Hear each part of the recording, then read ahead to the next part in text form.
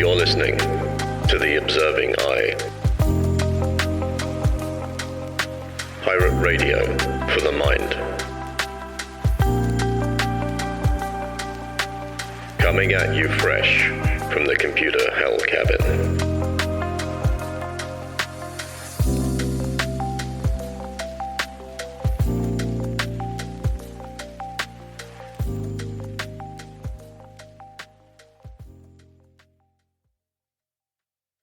Hello, you beautiful lot. It's Friday, the 16th of February, 2024, and you're listening to episode 52 of The Observing Eye, coming at you live from the computer hell cabin. Just want to take a moment there. Episode 52, that means there's a year's worth of content for a week. If we do one a week, that's terrifying. I don't know how we've got this far and kept going. It's been good. It's been rewarding. I hope you're enjoying it as well. So this week, we're going to be diving into the fear of failure. Failure, then. Just that word alone can evoke a flurry of emotions and memories. From the moment we take our first steps to our ventures in education, our careers, our relationships, our personal projects, the shadow of failure looms large. It's a universal experience, yet it's one that can deeply isolate us and make us feel uniquely inadequate. But what if I told you that fear of failure, while natural, can also be a gateway to untold growth and discovery? That within the heart of this fear lies the seed of resilience, creativity, and even success. In today's episode, we're going to unravel the fear of failure. We'll explore its roots, understand its impact, and most importantly, we'll discuss how to confront and overcome it. From the psychology that underpins this fear to practical strategies for moving beyond it, we'll cover ground that I hope will leave you feeling empowered to face your fears with a new perspective. So whether you're grappling with fear of failure in your professional life, in your personal projects, or even in the realm of your personal growth, this episode is for you.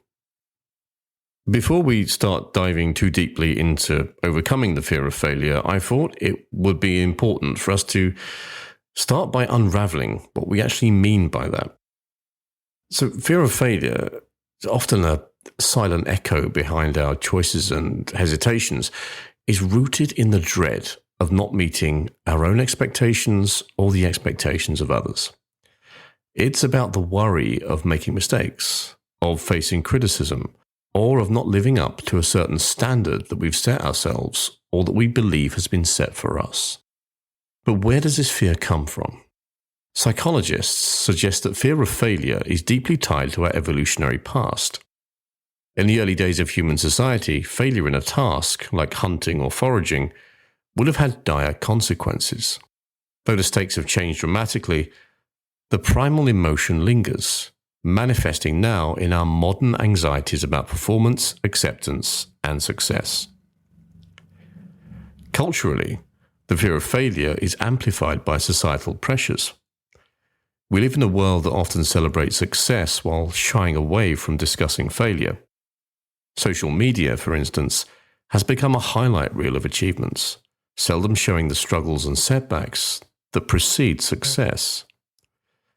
This creates an unrealistic benchmark for success and can intensify the fear of not achieving similar heights. The impact of this fear on our behaviour is profound.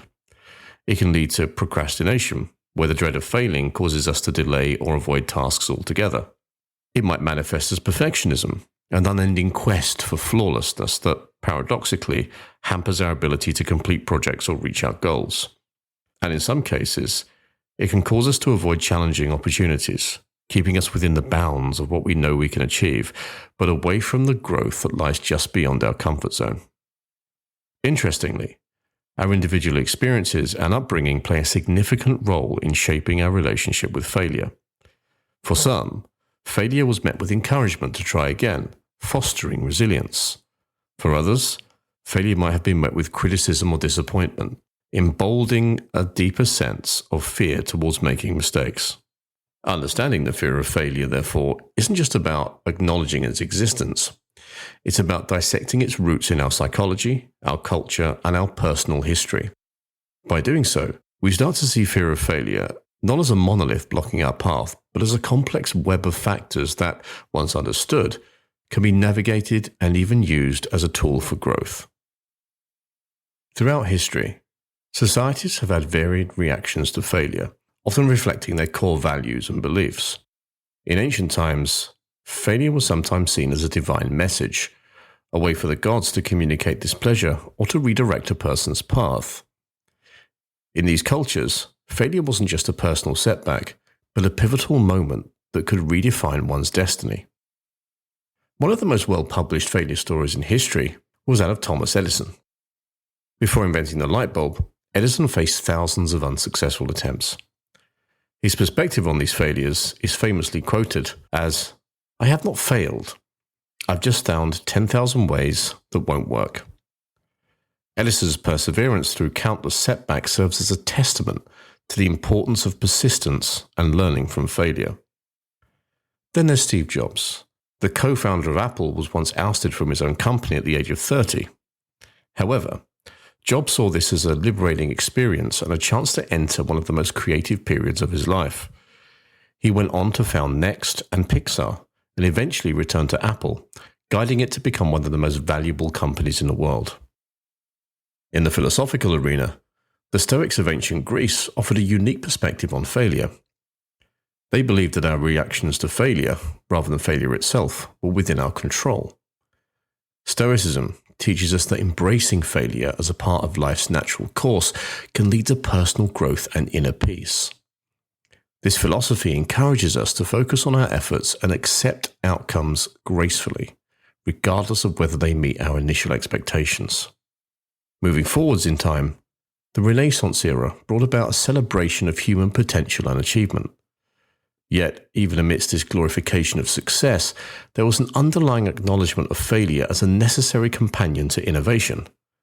Artists and scientists of the time often experienced numerous failures before achieving breakthroughs, suggesting that failure is an inherent step in the pursuit of knowledge and beauty. In contrast to this, today's society often harbours a fear of failure, partly due to the high value placed on success and achievement. This is further amplified by, as we mentioned earlier, social media and the constant visibility of success stories, which very rarely show what goes on behind the scenes in order to get the person to that point. This creates in us a skewed perspective that success is common and effortless, making personal failures seem even more isolating and significant than they truly are.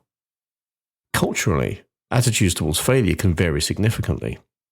In some Eastern philosophies, there's an acceptance of failure as part of the cyclical nature of life. Concepts like wabi-sabi in Japan celebrate the beauty in imperfection and the natural cycle of growth and decay, teaching us to find value and meaning in the transient, imperfect aspects of our lives. Exploring the historical and cultural context of failure shines an interesting light. It shows us that fear of failure, while universal, is also shaped by the times and societies we live in. By understanding these perspectives, we can begin to see our own fears in a new light, not as modern burdens, but as age-old challenges that humans have faced and navigated throughout history. Now, I'm going to dive into a bit of the psychological tapestry behind some of this stuff, and I want to get into the actual psychology of fear itself so we can start to understand some of the triggers and motivators that can be contributing to our fear of failure. There's a lot of intricacy involved and a lot of unraveling that we are going to have to do on this little journey to untangle what I would call the intellectual and the emotional side of things. So it's going to get a little technical, but I hope that you find it useful. At its core, fear of failure is tied to our basic human need for approval and belonging. This fear often stems from early experiences where failure led to criticism or rejection, either from family, peers, or through our educational encounters. These experiences can imprint a message that our worth is measured by our successes and that failure diminishes our value. Evolutionarily, our brains are wired to avoid pain and seek pleasure. From this perspective, fear of failure can be seen as an instinctual response designed to protect us. The anticipation of the emotional pain associated with failure, be it embarrassment, disappointment, or criticism, activates our brain's threat detection system, the amygdala, prompting us to avoid potential failure at all costs. Cognitive psychologists point to catastrophizing as a common thought pattern that fuels the fear of failure. This means imagining the worst possible outcome in any given situation, no matter how unlikely. For someone with a heightened fear of failure, the prospect of failing a task isn't just about the task alone. It's seen as a domino that could topple many aspects of their life, leading to an overestimation of the potential impact of failure. Social psychologists highlight the role of social comparison theory in understanding fear of failure. We constantly compare ourselves to others, especially in today's digital age, where everyone's achievements seem just a scroll away. This comparison can skew our perception of success and failure, making us more fearful of failing in the eyes of others. The psychological impact of the fear of failure is profound. It can lead to avoidance behaviours, where the risk of failing becomes so intimidating that individuals choose not to pursue goals or opportunities. It can also result in self-handicapping, where people intentionally set themselves up for failure to protect their self-esteem by having an excuse for not meeting their expectations. But it's important to remember that fear of failure, while deeply ingrained, is not insurmountable. Recognizing these psychological patterns is the first step towards changing them. By understanding the roots of our fear, we can begin to challenge our perceptions of failure and success, reduce the power fear holds over us, and ultimately, embrace failure as a part of the learning and growing process. Now that we've explored the roots and some of the psychological underpinnings of the fear of failure, let's turn our attention towards giving ourselves some skills and strategies to overcome it ourselves. How can we move beyond the fear? What strategies can help us not just cope, but thrive, transforming our fear into fuel for personal growth? Let's get into some actionable strategies for overcoming that fear of failure. Firstly, reframe failure as a learning opportunity. The perspective we adopt towards failure is crucial. Instead of viewing it as a negative endpoint, we can choose to see failure as a valuable source of feedback and a vital step in the learning process. Ask yourself this question: what can I learn from my experience? What does this failure show me that I need to improve? In this way, we can embrace each failure as a chance to grow ourselves. Next, set realistic and specific goals. Fear of failure often looms larger when our goals are vague or unrealistically high. By setting clear, achievable goals, we not only increase our chances of success, but also make the process more manageable and less intimidating.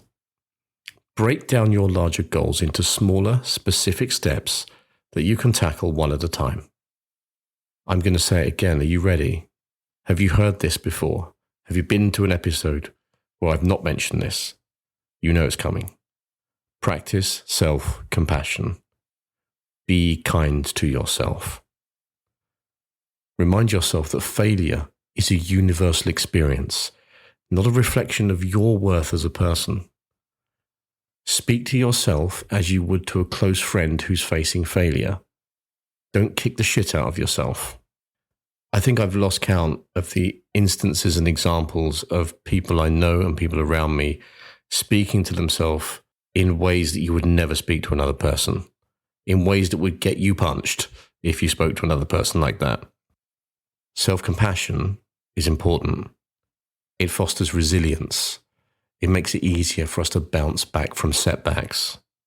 So practice it, please, if you're not doing so already. Visualize success. Visualization is a powerful tool for overcoming fear. Spend a few minutes each day visualizing yourself successfully overcoming challenges and achieving your goals. This practice can build confidence and reduce anxiety by familiarizing your mind with the sensation of success. Work on your growth mindset. Embrace the belief that your abilities and intelligence can be developed through dedication and hard work. A growth mindset, as opposed to a fixed mindset, sees challenges as opportunities to grow rather than insurmountable obstacles. This perspective encourages persistence in the face of setbacks. And if you're not overly familiar with the growth mindset, I will be covering it in a future episode. So keep your ears peeled for that one. We're going to deep dive into the growth mindset and give you a full breakdown on what that is and how you can incorporate it into your life. Next, we have the idea of exposing yourself to failure in small doses. Gradually exposing yourself to situations where failure is a possibility can desensitize you to the fear of it. Start with low-stakes situations and build up your tolerance to failure.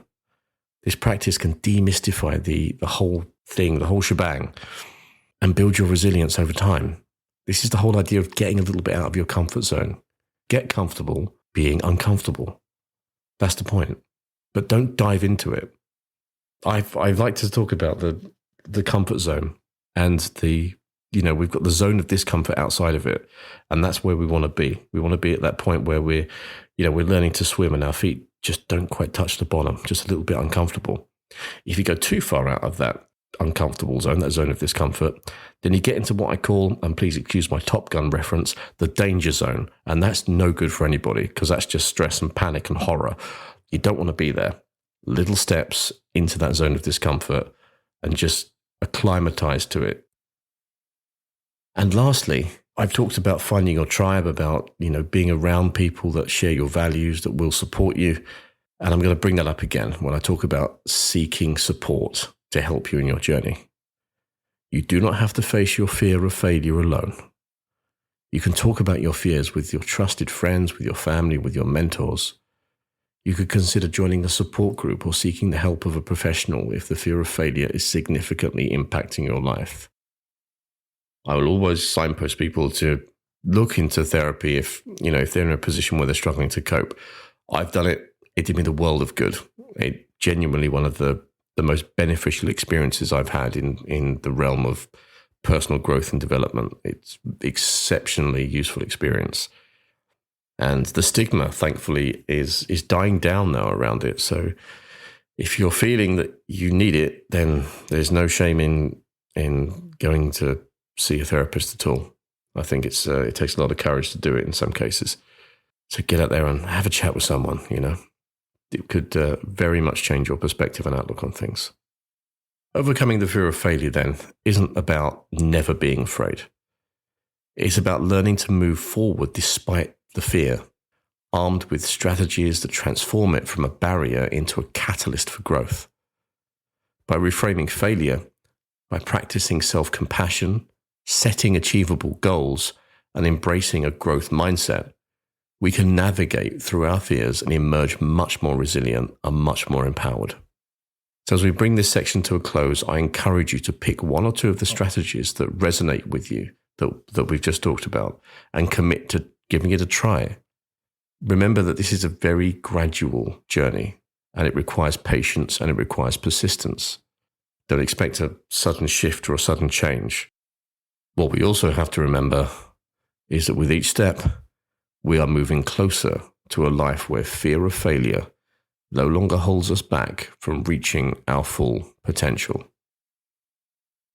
And that, ladies and gentlemen, is all I have to say on the subject of overcoming the fear of failure.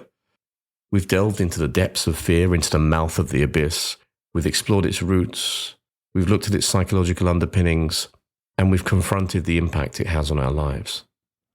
But most importantly, we've armed ourselves with some tools and strategies to face that fear head on and to transform it into a catalyst for growth and resilience. Fear of failure is a universal experience, one that touches each of us in deeply personal ways. Yet in this shared vulnerability lies our greatest strength, the ability to connect, to learn from one another, and to grow. Failure is not the opposite of success. It's an integral part of the journey towards achieving our goals and realizing our potential. I encourage you to take the insights and strategies we've discussed today and apply them in your life. Start small, celebrate your progress, and be kind to yourself along the way. Embrace failure as a teacher, not as an adversary. Let it guide you, not define you. And remember, Every step forward, no matter how uncertain, is a step towards overcoming the fear that holds you back.